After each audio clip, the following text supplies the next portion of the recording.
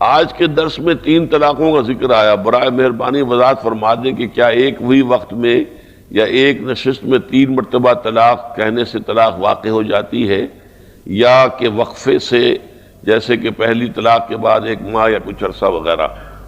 اصل میں آج کا ہمارا موضوع طلاق نہیں تھا، وہ تو ایسے کہ ضمنی طور پر بات آ گئی۔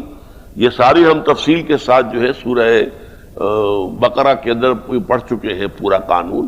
اس میں اختلاف ہے، چونکہ حضرت عمر رضی اللہ تعالی عنہ نے فائنلی یہ فیصلہ کیا کہ اگر ایک شخص ایک ہی نشست میں 3 طلاقیں دے گا تو وہ 3 ہی شمار ہوں گی، لیکن ساتھ ہی اس کو کوڑے بھی لگائے جائیں گے۔ دوسری یہ کام کیوں کیا؟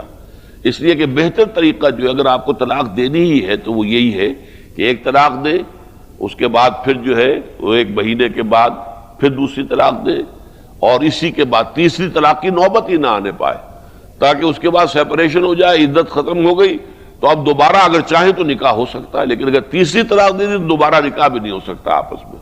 تو 3 طلاقیں بیک وقت دینا گناہ کا کام ہے۔ البتہ گناہ کا کام تو ہے، لیکن حضرت عمر نے اسے چونکہ نافذ کیا تو اہل سنت جو ہے، یعنی حنفی، مالکی، شافعی، حنبلی، چاروں وہ سمجھتے ہیں کہ یہ 3 طلاقیں ہی ہو جاتی ہیں اور وہ مغلظ ہو جاتی ہیں۔ یہ ہے ان کا مسلک۔ البتہ اہل حدیث حضرات کا، جیسے رضاعت کے بارے میں میں نے آج آپ کو بتایا، ان کی رائے مختلف ہے، ایسے ہی طلاق میں بھی مختلف ہے۔ وہ کہتے ہیں کہ ایک نشست میں اگر 3 کا 1000 طلاقیں بھی دی جائیں تو وہ ایک ہی طلاق شمار ہوگی، اور یہی موقف اہل تشیع کا ہے۔ تو اہل سنت میں سے اہل حدیث اور باقی ادھر سے اہل تشیع، ان کے نزدیک ایک وقت میں طلاقیں چاہے کتنی بھی دے دی جائیں وہ ایک ہی شمار ہوں گی۔